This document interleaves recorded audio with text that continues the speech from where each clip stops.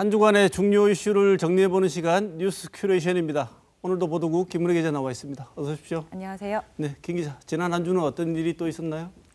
네, 총선이 이제 90여일 앞으로 다가왔습니다. 거대 여야 정당들 행보야 보도가 많이 되니까요. 네. 공직선거법 개정으로 이색 공약을 내걸며 유권자들 공략에 나선 신당들을 한번 살펴보겠습니다. 네. 중앙선거관리위원회에 따르면 현재 등록된 정당은 34곳입니다. 그리고 창당준비위원회 결성 신고를 한 곳도 17곳인데요. 이 중에는 연동형 비례대표제 도입으로 이 총선에서 비례의석을 확보하기 위한 자유한국당의 프로젝트 정당인 비례자유한국당도 포함이 돼 있습니다. 네. 이런 사태 때문인지 몰라도 자유한국당이 선거법 개정 처음 시작됐을 때 극심하게 반대했지 않습니까? 네네. 군소정당이 많이 난립할 것이라고. 네. 정당 득표율이 3%죠. 그것만 넘으면 비례의석을 받을 수 있기 때문에 최근에 각종 다양한 군소정당, 네. 특이한 정당들이 막 등장하고 있다죠. 네, 그렇습니다. 먼저 이전 선거에서 얼굴을 자주 비쳤던 이 허경영 씨 네. 아시죠? 네. 이번에는 국가혁명배당금당으로 총선에 나선다고 합니다. 네. 주요 공약들을 좀 보시면요. 결혼자금 1억 지급, 그리고 국회의원 100명으로 축소하는 데 무보수직으로 하겠다. 네. 그리고 수능시험을 폐지하고 금융실명제를 폐지한다. 이런 등의 33대 혁명 공약을 내세우고 있습니다. 네. 그리고 한 결혼정보회사 대표 이웅진 대표가 이 결혼장려금 3천만 원 지급을 공약으로 내건 결혼미래당도 있습니다. 네. 결혼미래당은 결혼하지 않고 아이를 낳지 않는 사회 현상 해결을 최우선 과제로 삼는 정당 활동을 하겠다 이렇게 밝히고 있습니다. 네. 이웅진 대표는 한 언론과의 인터뷰에서 정치를 너무 희화화하는 거 아니냐 이런 비판이 있다 이렇게 질문에 대해서 사실은 기존에 있는 분들이 더 희화화해서 정치를 하고 있는 것 같다 이렇게 반박을 했고요. 이번 선거법도 기득권들의 잔치인 것 같다 이렇게 되받아쳤습니다. 네. 이색 공약이 정치를 희화화하는 거 아니냐 이런 비판과 비아냥이 있긴 하지만 어떻게 보면 기존 정치가 해결해주지 못하는 점을 비추고 있지 않나 이렇게도 볼 수 있을 것 같습니다. 네. 군소정당과 신당들이 이번 총선에서 어떤 역할을 할지 지켜봐야 될 것 같습니다. 네, 이런 군소정당의 다양성이 어떻게 보면 희화화되면서 이번 선거법이 가지고 있던 취지, 정치적 다양성을 확보하려는 시도가 같이 희석되지는 않았으면 좋겠습니다. 네. 네, 다음 소식 전해주시죠. 네, 생활고를 호소하면서 일가족이 극단적인 선택을 하는 일이 끊이지 않고 있습니다. 이 송파 새 모녀 사건 이후에 제도가 개선이 됐다고 하지만 복지 사각지대는 여전히 메워지지 않고 있다 이런 지적들이 나오고 있습니다. 크리스마스를 하루 앞뒀던 지난달 24일에 대구 북구 한 다세대 주택에서 40대 부부와 10대 자녀가 숨진 채 발견이 됐습니다. 네. 이들 집 앞에는 밀린 도시가스 요금 고지서 그리고 빚 독촉장들이 이렇게 쌓여 있었는데요. 네. 경찰은 이들이 남편의 사업 실패로 빚을 떠안았고 이 생계를 책임지던 아내분이 최근에 실직을 하면서 이들 가족들이 생활고에 시달리다가 극단적인 선택을 한 것으로 추정을 했습니다. 네, 여기에 대해서는 대구 지역 시민단체들이 이 사례가 찾아가는 복지의 실패의 대표적인 사례라고 지적을 하고 있는 것 같습니다. 예, 그렇습니다. 우리복지 시민연합은 이들 가족은 긴급복지지원법 대상인데도 시와 관할구청이 신고나 도움을 요청한 적이 없었다는 말만 되풀이하고 있다고 비판을 했습니다. 또 재발 방지 대책도 세우지 않고 있다고 지적을 했습니다. 네, 시민단체의 지적처럼 조금 더 세심한 행정이 필요해 보입니다. 네, 그렇습니다. 네, 다음 소식 전해주시죠. 네, 지난 6일이 절기 중 가장 춥다는 소환이었는데요. 이 추위 대신 곳곳에 기록적인 겨울비가 내렸습니다. 대구와 경북 지역에도 지난 6일 오후부터 8일 새벽까지 비가 내렸습니다. 그리고 7일에는 포항에 62.7mm를 비롯해서 이 봉화, 영주, 영천 등 경북 6개 지역에서는 1월 일 강수량 급값을 경신했습니다. 이 기상 관측 일에 1월 중에서 가장 비가 많이 내린 날이었다는 뜻입니다. 네, 저도 그날 저녁에 보니까 우리 대구 지역에 장마철에도 그렇게 비 오는 거 못 봤어요. 그렇습니다. 추웠으면 눈이 왔을 텐데 네. 날씨가 너무 포근했죠? 그렇습니다. 이상 고온 현상도 있었어요. 네. 지난 7일 제주도는 한낮 기온이 24도까지 올랐습니다. 그래서 봄꽃이 피었고요. 네. 그리고 대구와 부산에서도 이 봄꽃인 개나리와 그리고 홍매화가 피었다 이렇게 보도가 됐습니다. 올겨울이 오기 전에 미리 올겨울 예보를 할 때 올겨울은 날씨는 좀 포근한 대신에 미세먼지가 극성을 부릴 거다 이런 예보는 이미 있었지 않습니까? 네네. 이렇게 겨울답지 않은 포근한 날씨가 계속되는 이유가 뭡니까? 예, 전문가들은 두 가지를 꼽고 있거든요. 먼저 편서풍이 북극의 찬 공기가 남하하지 못하게 막고 있다는 거고요. 네. 또 다른 하나는 중태평양 해수면 온도 상승으로 형성된 이 고온다습한 공기가 남쪽에서 한반도로 이렇게 밀려 올라오고 있다는 겁니다. 그리고 한반도 주변의 바다 온도가 최고 6도가량 더 높다고 하는데요. 네. 이것이 이 고온과 이상고온과 폭우 그리고 동해안에 폭설을 내리게 하는 것으로 보고 있습니다. 그런데 앞으로 이런 날씨가 계속 될 예정입니까? 예, 일단 기상 전문가들은 이달 1월까지는 이런 평년보다 좀 높은 기온이 이어지다가 네. 다음 달에 평년 기온을 회복할 것으로 이렇게 예측을 하고 있습니다. 네. 다음 소식 전해주시죠. 그동안 자치단체장이 당연직으로 있던 체육회장 자리가 민간 선출로 바뀌게 됩니다.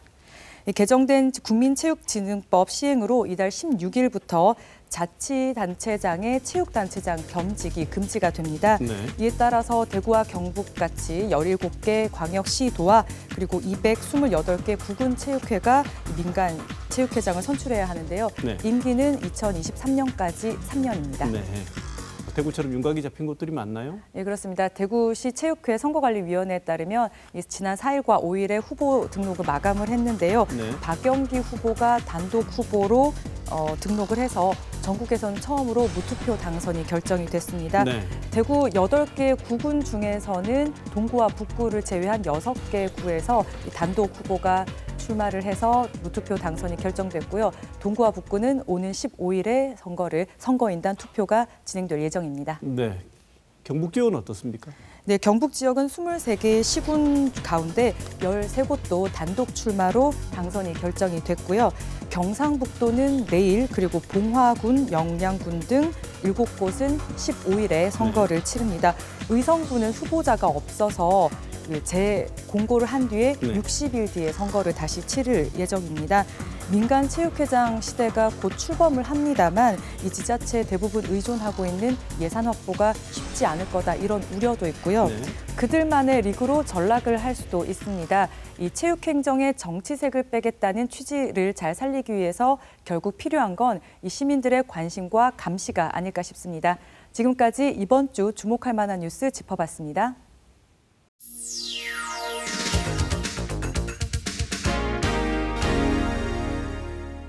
앞서 소개된 민간 체육회장 시대 출범과 관련해 대구 체육회장 선거에 단독 입후보해서 당선이 확정된 박영기 대구시 체육회장 후보 모시고 말씀 나눠보겠습니다. 어서 오십시오. 예, 안녕하십니까. 네.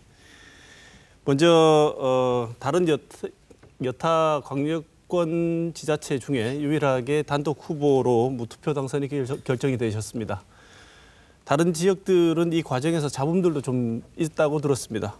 대구시만 단독 후보가 출마하셔서 후보 당선이 확정되셨는데 뭐 여기에 대한 소회랄지요, 아니면 배경이랄지에 대해서 말씀을 좀 주실까요?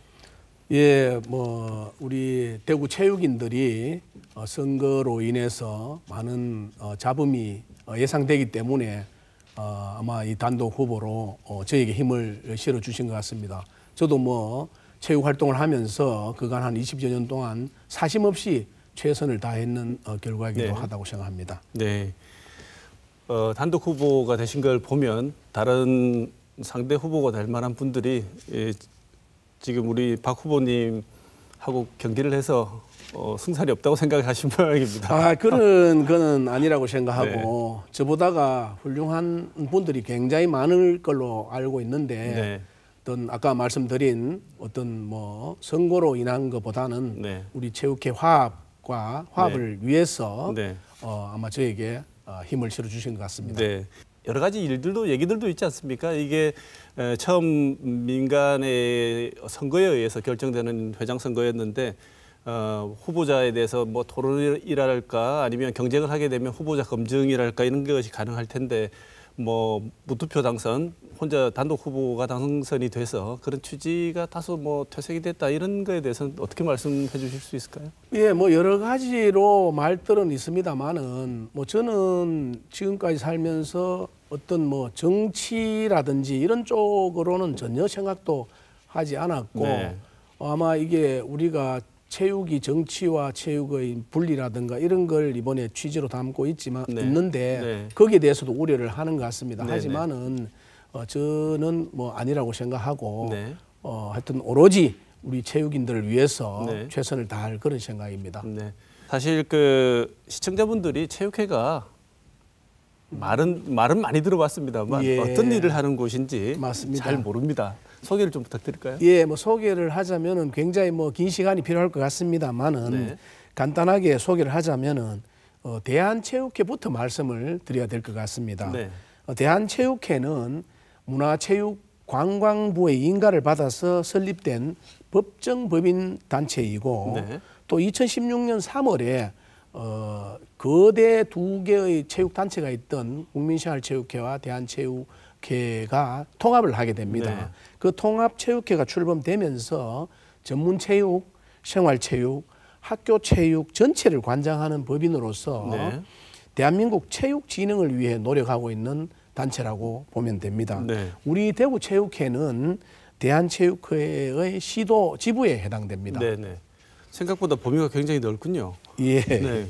그런데 이 체육이라는 게 학교 다닐 때 뭐 여러 교과목 중에 하나로 체육을 저희들도 했습니다만 예. 체육이라는 게 우리 주민들의 실생활과도 사실 굉장히 많은 밀접한 관련성을 맺고 있는 데 아니겠습니까? 맞습니다.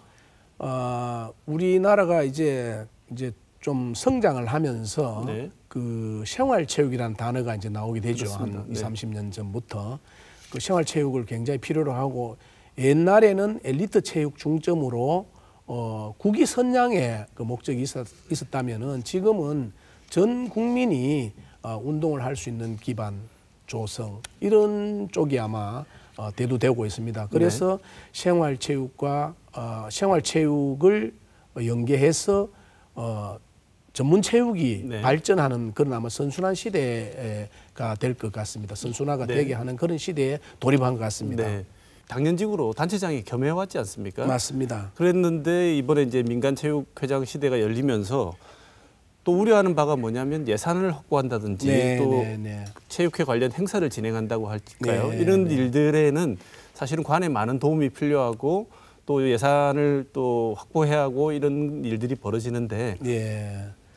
과거 단체장 같으면 수월하지 않겠습니까? 근데 네, 민간체육회장 시대가 되면서 이런 것들이 좀 다소가 어려워지지 않을까 이런 우려들도 좀 있습니다. 어떻게 생각하십니까? 예, 뭐 그 실제 이런 우려가 제기되고 있는 것도 사실이고요. 네. 또 이 법정법인인 대한체육회와는 달리 네. 지방체육회는 대한체육회의 지부에 해당되기 때문에 해당되는 또 비영리 네. 민간 단체로 재정 지원 근거가 굉장히 좀 미흡합니다. 네. 근거가 미흡하기 때문에 네. 그런 우려를 하는 것 같습니다. 네.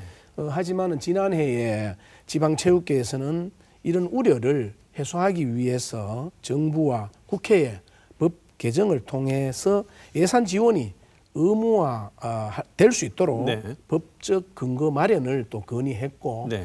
또 앞으로는 자치단체가 출자하고 출연하는 재단 법인화도 필요하다고 생각합니다. 네. 네. 그리고 또 우리 현재 체육에서 추진하고 있는 사업들은 선수 양성과 경기력 향상을 위한 전문 체육, 네. 또 대시민 건강 증진을 위한 생활 체육, 네. 또 학생들의 자발적 신체 활동을 증진하기 위한 학교 체육 등 사업 하나하나가 네.